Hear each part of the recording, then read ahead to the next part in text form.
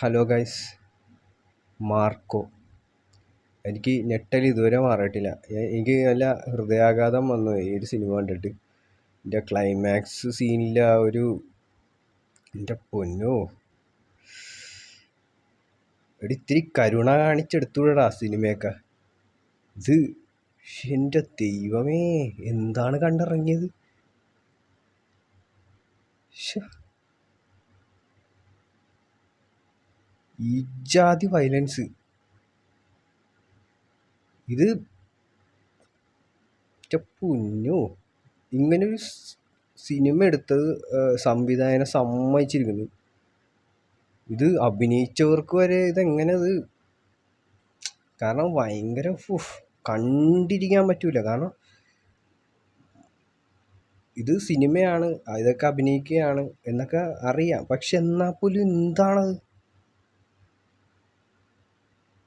ഇത് വയലൻസ് ഇറക്കി സിനിമകൾ എടുക്കുന്നവർ ഈ ഒരു സംഭവം കാരണം എന്ന് പറഞ്ഞു കഴിഞ്ഞാൽ ഒരു സിനിമാ മേക്കറിന് എടുക്കാൻ തോന്നൂല ഇങ്ങനത്തെ ഒരു, അയ്യോ വേണ്ട, ഒരു ചെറിയ കൊച്ചല്ലേ, വെറുതെ വിട്ടേക്കാം, എന്താണ് അങ്ങനെയൊക്കെ പറഞ്ഞ് കോംപ്രമൈസ് ചെയ്യും സംവിധായകൻ. ഇതിനകത്തൊരു കോംപ്രമൈസും കൊടുത്തിട്ടില്ല. ഗർഭപാത്രത്തിൽ കിടക്കണ കൊച്ചിൻ്റെ അടുത്ത് വരെ ഒരു കോംപ്രമൈസും ഇല്ല. എന്ത് സംഭവമാണ് ഇപ്പം കണ്ടിറങ്ങിയത്.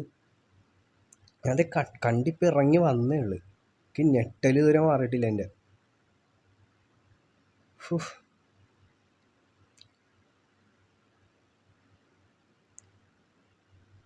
എൻ്റെ ദൈവമേ, ഇതെന്ത് പറയണ ഞാൻ ഈ സിനിമയെ കുറിച്ച്.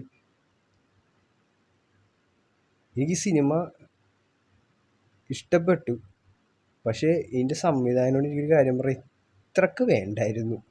കുറച്ചൊന്ന് ഒതുക്കി പിടിച്ചിരുന്നെങ്കിൽ കുറച്ച് കരുണ കാണിക്കായിരുന്നു ഇതിലെ ഒരു ഇതിൽ. ഭയങ്കര ബ്രൂട്ടൽ, ഭയങ്കര എന്ന് വെച്ച് കഴിഞ്ഞാൽ എന്താണ്, ലോകത്തിലെ ഒരു വില്ലന്മാർ പോലും ഇങ്ങനത്തെ പരിപാടി ചെയ്യത്തില്ല. അജാതി വില്ലന്മാരെ കൊണ്ടുവന്ന് ഇതൊക്കെ എങ്ങനെ ഇനി ടി വിയിലിട്ട് കാണിക്കും ഇതൊക്കെ. ഞാൻ പറഞ്ഞു, എനിക്കില്ലേ, ഞാൻ ഇത്ര ഒരു സിനിമ കണ്ടിട്ട് ഇങ്ങനെ ഒരു ഷോക്കായിട്ട് ഇറങ്ങിപ്പോയിട്ടില്ല. എന്ന് വെച്ചിട്ടുണ്ടെങ്കിലേ, എല്ലാവരും കുറച്ച് നേരം കഴിഞ്ഞപ്പോൾ ഇത് കണ്ടു കഴിഞ്ഞപ്പോൾ എല്ലാവരുടെയും കിളി പറന്ന് എല്ലാവരും വായും പൊളിച്ചിരിക്കണ അവസ്ഥയായി പോയി. അത് ഏത് സീനായിരിക്കും എന്നുള്ളത് സിനിമ കണ്ടവർക്കറിയാം. മാരകം എന്ന് പറഞ്ഞു കഴിഞ്ഞാൽ മാരകം. എനിക്ക് ആ ഒരു സീനെ കുറിച്ചാണ് പറയാനുള്ളത്. കുറച്ച് മാസാക്കി ബിൽഡപ്പൊക്കെ അടിച്ച് വരുമെന്ന് കരുതി. പക്ഷേ എന്താണ് ആ കാട്ടിക്കുട്ടി. മറ്റേ ഷമ്മി തിലകൻ്റെ മോൻ എന്ന് വെച്ചാൽ തിലകൻ്റെ പേരക്കിടാവ്. എൻ്റെ പൊന്നേ, എന്താണ് അവിടെ. പിന്നെ അത് കഴിഞ്ഞിട്ടൊരു വില്ലൻ വരും.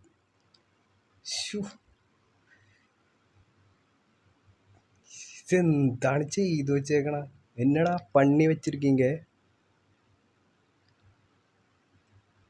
പക്ഷെ ഇത് ഒരു എൻ്റർടൈൻമെൻറ്റ്, ഒരു ഫിലിം മേക്കിംഗ് അങ്ങനത്തെ രീതിയിൽ എൻജോയ് ചെയ്യുക.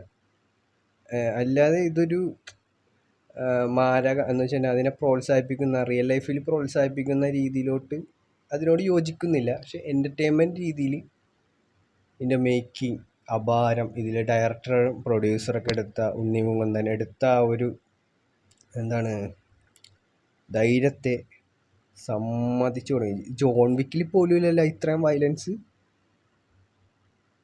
ജോൺ വിക്കിൽ പോലും ഇല്ല ഇത്രയും വയലൻസ്.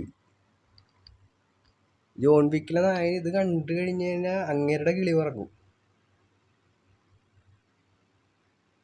എൻ്റെ പൊന്നെ, സിനിമയെക്കുറിച്ച് എനിക്കിനി കൂടുതലൊന്നും പറയാനില്ല. ഓക്കെ എന്നാ, ബൈ.